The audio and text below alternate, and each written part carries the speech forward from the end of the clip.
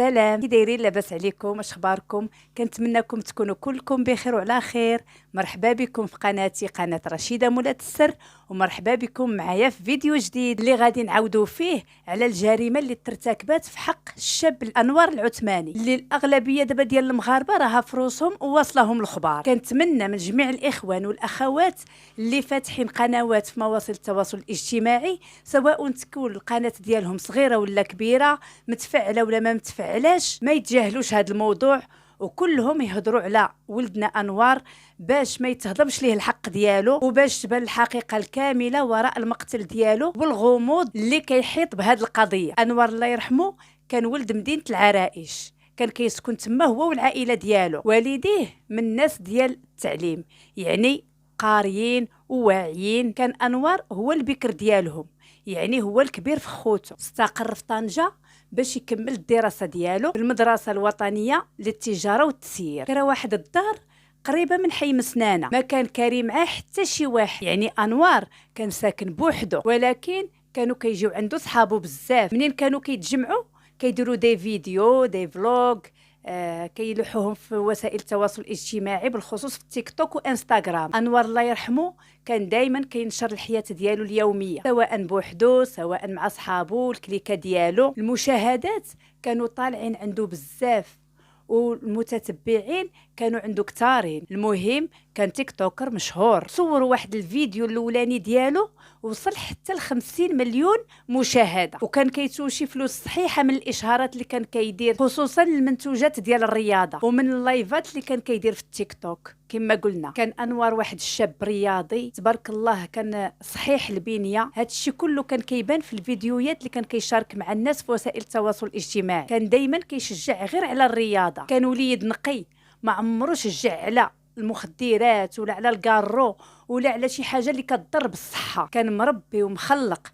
حتى الجيران ديالو كانوا كيشهدوا ليه بهذا الشيء. قالوا في التصريحات ديالهم انه واخا كانوا كيجيو عنده صحابو للدار وكيديروا حفلات، ما كانش عندهم مشكل، حيت كانوا كيشوفوهم شباب كيدوزوا المراهقه ديالهم، وما كانوش كيأذيوهم وما كيديروا نجيوهمش وما كيأذيو حتى شي واحد بهذا الشيء. وهذه الشهاده اللي قلنا في حق انوار من الجيران ديالو راه ماشي معنيتها انهم هما كيشجعوا على الاختلاط، ولا حتى حنا نشجعوا على الاختلاط ديال البنات والولاد في دار وحده، حيت حنا راه عارفين بان هذا الشيء راه ما خاصوش يكون. ولكن هنا راه حنا كنهضروا على واحد الشاب اللي في العمر ديالو يلاه 20 عام، يعني يلاه في مرحله المراهقه، ماشي على شي واحد عنده 40 عام ولا 50 عام يعني شارب عقله. راه كان باقي صغير ومازال كان غادي يكبر وغادي يعرف الصح من الغلط، بالخصوص الا عرفنا انه كان منتظم في الصلاه ديالو. وهذا الشيء اللي كيفتقدوه بزاف ديال الناس اللي هما كنقولوا انهم بعقلهم وكبارين عليه في السن. نهار السبت 5 نوفمبر 2022 جات الوالده ديالو عنده للدار، من بعد ما بقات تتصل به عده مرات وما كيجاوبهاش، حيت كتلقى التليفون ديالو طافي. بغات تتواصل معاه في مواقع التواصل الاجتماعي، يعني في تيك توك وانستغرام، حيت هو كما كنا كنقولوا بان تيك توكر مشهور، ولكن كتفاجئ بان الحسابات ديالو كانوا كلهم مسدودين. الام حلات الباب، لقات ولدها جثه هامده، مذبوح مليوح في الارض، غارق في دماياته. راه كل شي شاف الحاله ديالها في ديك اللحظه كتقطع القلب، والكبده ديالها كتشوى على ولدها. جا الامن عاين المكان، ما لقى حتى شي دليل على القاتل، وما لقاو لا البيسي ديال انوار لا التليفون ديالو، حتى شي فلوس كان حاطهم في البلاكار ما لقاوهمش. من بعد تم القبض على الاصدقاء ديالو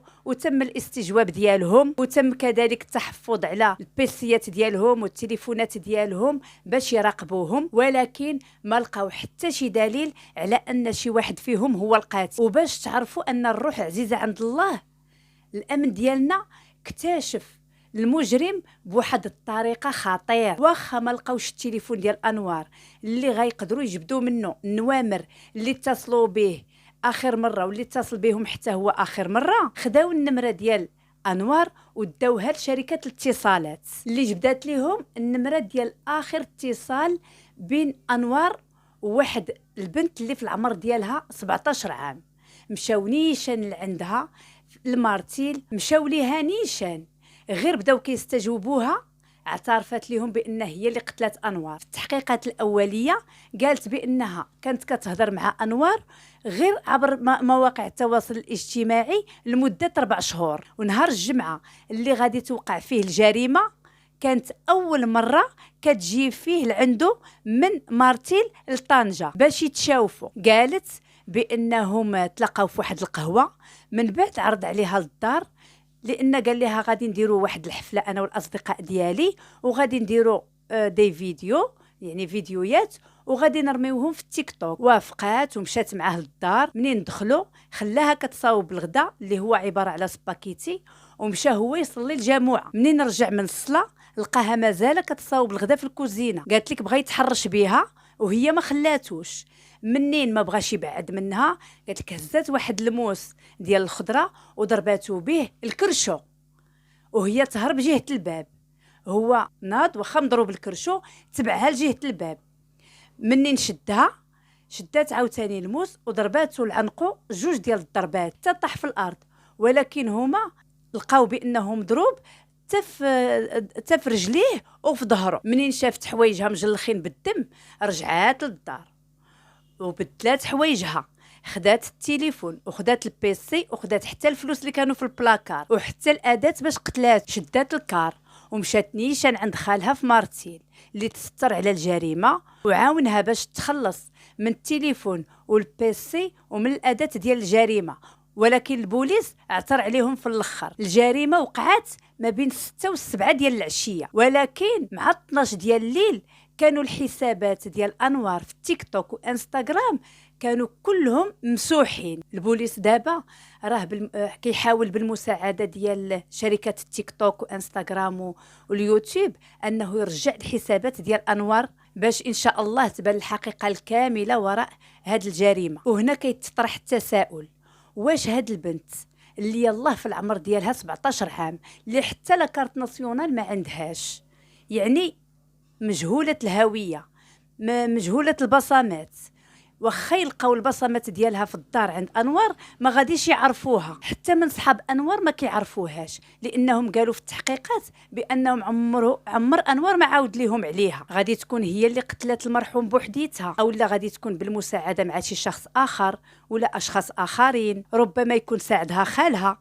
اللي مازال كيحققوا معاه بتهمه تستر على مجرم واخفاء معالم الجريمه. ربما شي حد من الاصدقاء ديالو جاتو الغيره منه، لان انوار الله يرحمه كان النجم ديالو غادي وكيسطع في مواقع التواصل الاجتماعي، او لا يقدر يكون الطمع لان المعارف ديالو كانوا عارفين بان عنده الفلوس من الاشهارات اللي كان كيدير ومن اللايفات كما قلنا في التيك توك. المهم هادو كيبقاو غير مجرد فرضيات. خال انوار قال بانه كاين الجديد في القضيه، ولكن ما يمكنش يخرجوه للرأي العام لانه ماشي في صالحهم. الام ديال انوار الله يرحمه يلاه مسكينه ولات كتهضر ويلاه ولات شويه لان كانت شاده الفراش من كثره الصدمه اللي شافت. راه ماشي سهله انها تشوف ولدها مذبوح وهي الاولى اللي لقاتو. كان مشى ليها الصوت ومن ديك الوقيته وهي كدوز عند طبيب نفساني. والله يصبر والديه اللي كانوا كيتسناوه يتخرج ويشوفوه باللبسه ديال الخدمه، ولكن مسكين في الاخير شافوه باللبسه ديال الكفن. وكنتمناو يرزق العائله ديالو الصبر والسلوان، وإنا لله وإنا إليه راجعون. وهنا كيسالي الفيديو ديالنا احبائي، واي جديد توصلت به في القضيه ديال انوار غادي ان شاء الله نعلمكم به ونشاركوا معاكم في شي فيديو. كنتمنى اللي اول مره كيزور القناه ديالي ما يبخلش عليا باشتراك وواحد كومونتير وجيم. خليتكم بألف خير، مع ألف سلامة.